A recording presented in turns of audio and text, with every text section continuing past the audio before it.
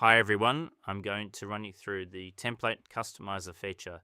So here we are on the main format magic page, and if you're a premium subscriber, you'll now see these new buttons on the main page here. We have the base template button, which is a new base template that's simplified so you can build upon that template.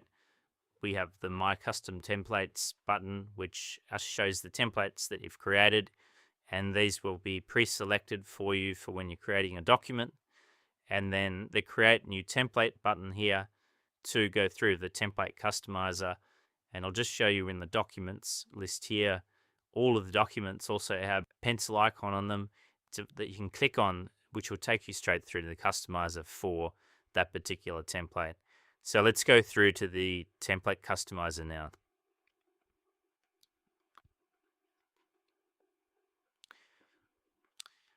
So here we have the template customizer page, and on the right hand side here you can see the live preview. This section here shows the changes that you make to your custom template as you make them.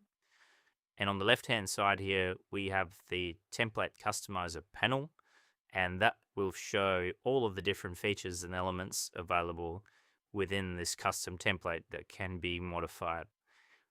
I'll just point out here, there's a lot of information icons throughout here as well, next to each custom template area that you can hover over to see more information. So if you're stuck or you just need more information, then use those to guide you.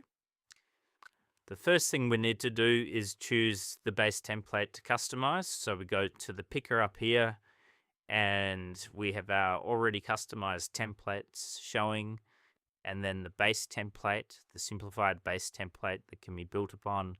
But let's just go to the documents section and choose this one, and we'll build upon this template.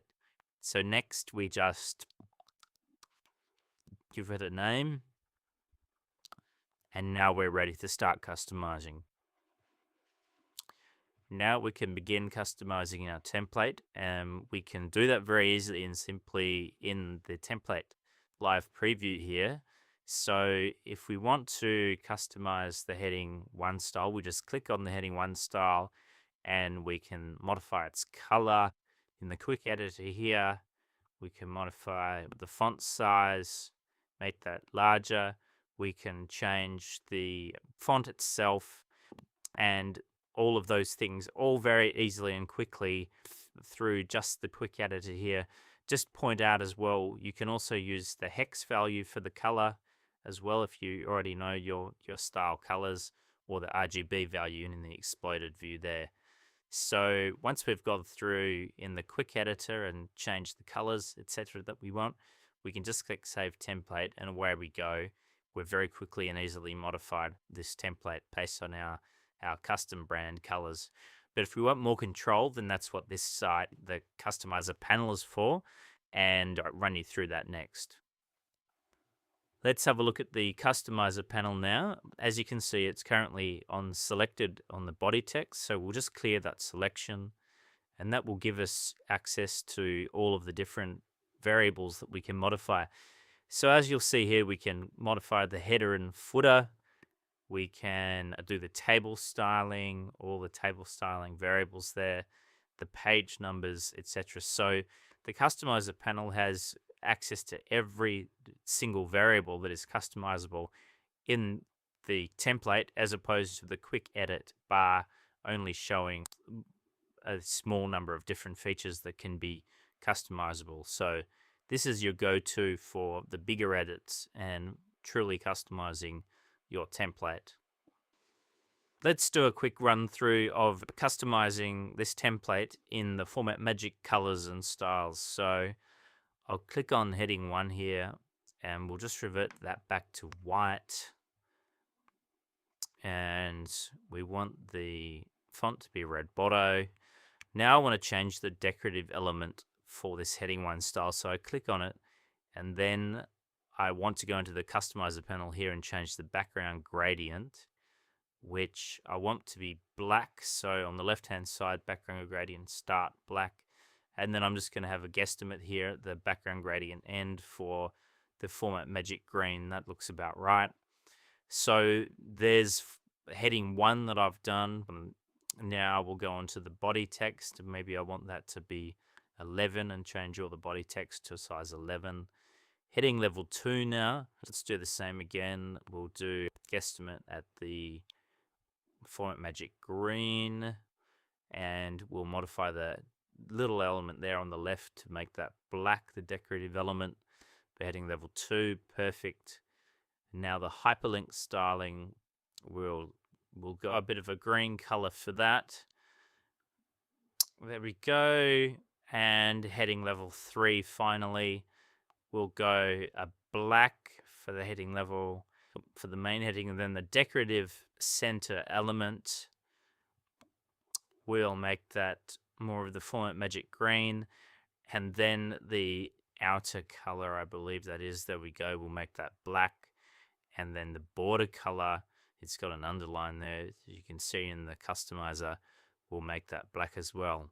Okay, so that's basically how we go through and just do each of the heading levels, and they're reflected throughout the document there. Now let's quickly look at the header. So I want a header here, and I click on the header area and it takes us through to the header element modifier. So I want to put a banner image on here, so I click on image, and I've previously uploaded the Format Magic banner that I've created, so I click on that image and there you go, it fits it nicely at the top of the page in the header area. So maybe I want to have a little bit more space after the header, or modify where the header sits. Then I can adjust the top margin here and make that a bit larger.